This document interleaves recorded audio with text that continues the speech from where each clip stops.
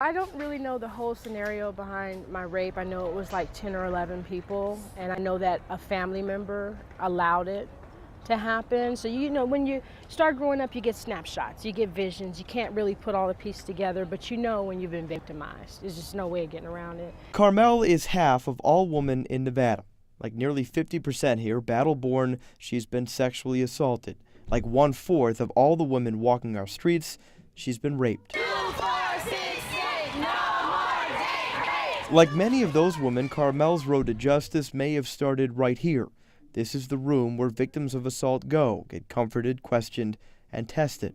On a shelf attached to the warm yellow and blue walls designed to comfort the victims, behind a locked cabinet, are small paper bags marked evidence.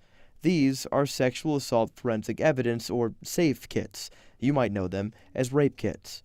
And they can be the most important piece of evidence, the biggest tool law enforcement has in finding a rapist. But what you might not know is how police have to prioritize which kits get tested and how many of those untested kits are sitting right now in the police crime lab.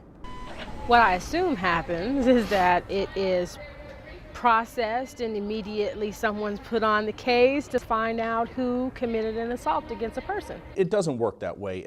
Every kit that is taken is not analyzed per se. And that's the reality. The process is not as expected. There are so many kits and open assault cases that Metro prioritizes which ones get tested. After weeks of asking, we were granted access to Ray Spencer, the sergeant in charge, to talk about the difficult decisions his department must make. We don't put a price tag on the kits that we're going to analyze. If there's a kit that we feel needs to be analyzed, it's going to be analyzed. Each individual detective has to review that case, and during the course of their investigation, they're going to make the determination on how much of a priority that individual kit is. The numbers may surprise you. Across the United States, for every 100 victims, we're told less than 50% will submit to a rape kit and press charges.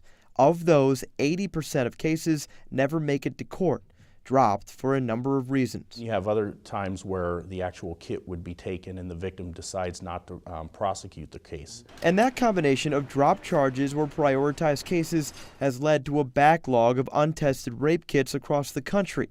We wanted to know how many were sitting here in Clark County, and after months of digging, we have a soft number. Do we know what we stand at now? We do. I don't know the specific number. I can tell you that's probably close to accurate as far as roughly 4,000 kits that are in evidence. 4,000, a conservative estimate, and that is in Las Vegas Metropolitan Police's evidence alone. I think that's terrible. I think it's disgusting. In Clark County alone, yeah, that's terrible. Don't be afraid to raise your voices, all right? For Carmel Gadsden, that is 4,000 too many.